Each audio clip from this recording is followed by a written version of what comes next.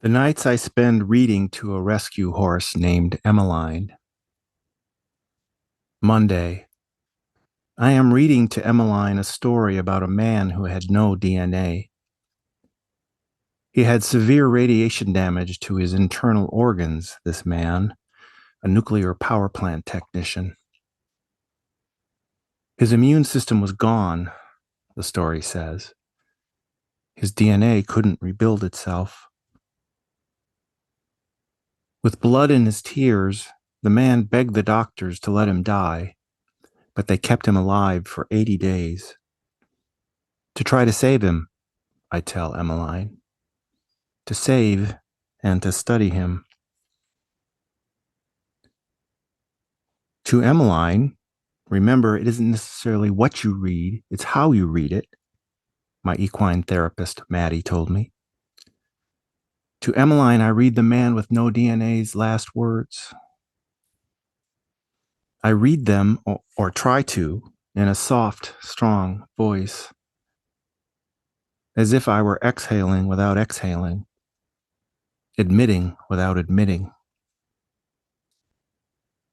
Now, no one can hurt me, the man said. Now, I can hurt no one. As I look up from the page, I see Emmeline's ears are forward and flicking back and forth. Her eyes are electrically alert. But as she stands in her stall, I can't tell if she's looking at the ground or the sky, at me or through me, at something I can't see or even imagine. Wednesday. I am reading to Emeline from a collection of confessions. Art confesses to sending an unsigned crush letter. Brad confesses to quiet quitting. Clara confesses a venal sin, etc. I try to read each of the confessions in a different voice, and all of them in a dam's about to burst cadence. Like this one from Patrice, who I hear with rain in her voice, confessing a deep, abiding love. I told the one I love, if you have something to say to me you feel you must say, even if you think it'll hurt me, please tell me. And this one from Telluride, who, in a confidently roundabout way, I imagine, confessed the truth. I knowingly hurt the one I love, knowingly and with knives out, on the regular. As I read, I use my hands, I gesture, I make eye contact with Emeline, or try to. Remember to show her you're present, that you're engaged, Maddie said. I'm present. I'm engaged. I'm here. And in this moment, I think about who I've hurt and who's hurt me. I think about what I know and what I feel and what it's like when I can't tell the difference between the two. I think and think and think about the one I love. I want to tell someone about this moment while I'm still in it.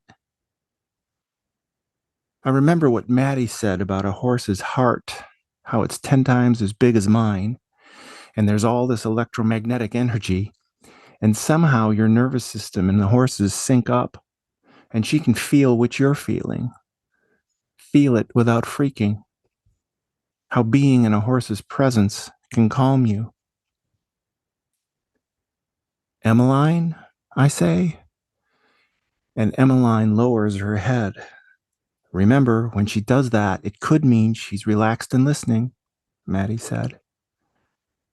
And I say, and say, and say. Friday. I am reading today's paper to Emeline. I'm reading it in a matter-of-fact, this happened today, sources said, voice. I am reading a story about a guy who runs a traveling roadside zoo. The guy says he's rescued a range of animals abandoned by people who'd had yens for exotic pets: lions, tigers, ring-tailed lemurs. I give these animals a place to live, a place to be, the guy said to the reporter. Some people say I'm a hero. I don't think I am, but if it weren't for me, if it weren't for me. I don't know that I should read this line matter of factly. I don't know how to read this line, period. So I pause.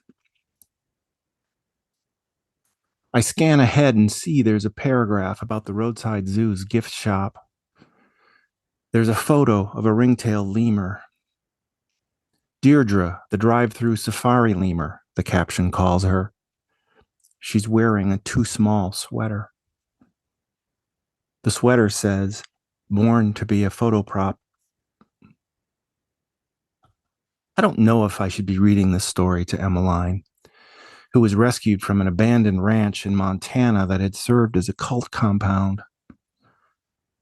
They found her in a field, Maddie said. She was hurt, hungry. She trusted no one.